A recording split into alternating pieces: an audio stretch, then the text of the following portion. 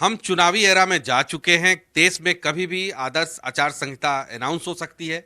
बिहार में सभी पार्टियों ने अपनी रूपरेखा बना ली है।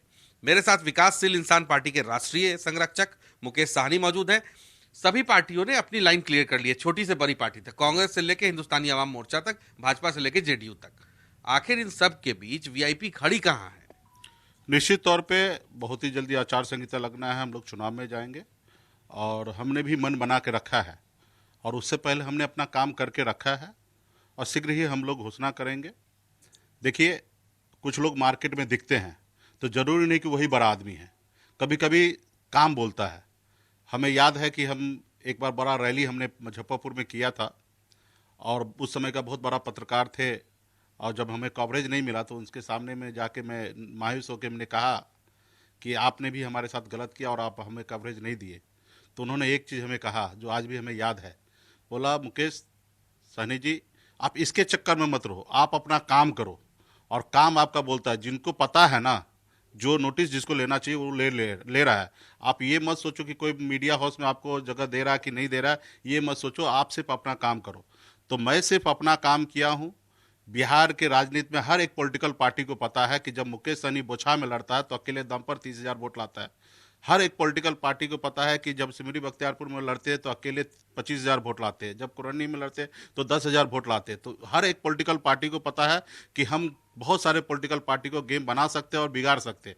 तो हमने अपना काम कर चुका है। बिहार में लाखों निषाद हाथ में गंगा जल लेके संकल्प ले लिया कि अपने आने वाले भविष्य में के बच्चे के लिए, भविष्य के लिए लड़ाई लड़ेंगे। संकल्प ले लिया है, अपनी पार्टी के जहां रहेंगे वहां पे रहेंगे और हमने मजबूत अपना काम करके बैठा है। हमारी कुछ एजेंडा है, कुछ हमारे चीज़ें हैं, उनको लोगों को एक्सेप्ट करना है। पॉलिटिकल पार्टी को हमारे एजेंडा को अपना एजेंडा बनाना है और जैसे वो बना लेते हैं, मान लेते हैं प्रेस कॉन्फ्रेंस होगा, उसके बाद हमारा भी क्लियर हो जाएगा। तो मुझे घबराने की आवश्यकता नहीं है।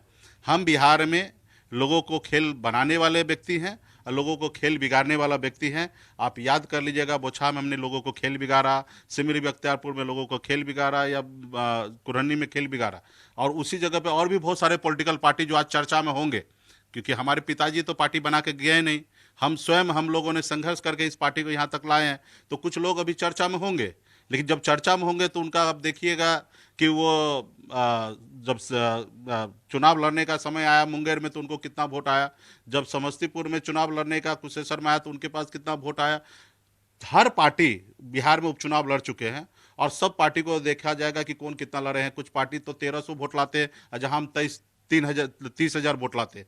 तो ये सारी चीज़ें, किसी से गठबंधन होता है वोट के आधार पे। मैं बेफिक्र हूँ। मुझे पता है कि जिनको बिहार में 40 के 40 सीट जीतना है, 40 सीट वाले को भी मुकेश सहनी जरूरी है, 39 वाले को भी जरूरी है, जो लड़ाई देना चाहता है उनको लिए भी वीआईपी पार्टी जरूरी है। तो हम अपना काम करके बैठे हैं, जो हमारे एजेंडा को एडॉप्ट करेगा हम उनके साथ जाएंगे। सब जगह कहीं ना कहीं डायलॉग चल रहा है। नीतीश कुमार से डायलॉग चला तो नीतीश कुमार ने पाला बदला और भाजपा के साथ आए। जीतन राम मांझी आए, उपेंद्र आए, तमाम लोग आए। क्या आपका कांग्रेस से या भाजपा से कहीं से कोई बातचीत चल रही है या आप इंतजार कर रहे हैं न्योते का?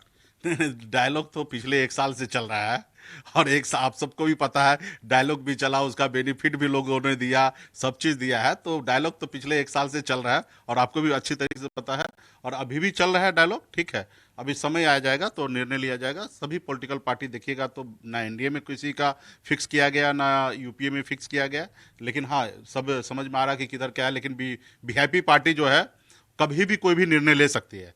तो सब लोग अपने अपने तरीके से सोच रहे हैं और हम भी अपने तरीके से सोच रहे हैं और आने वाले समय में निर्णय लेंगे। एक आखिरी सवाल है मेरा। हर पार्टी के जो नेता होते हैं वो उनका एक सीट होता है।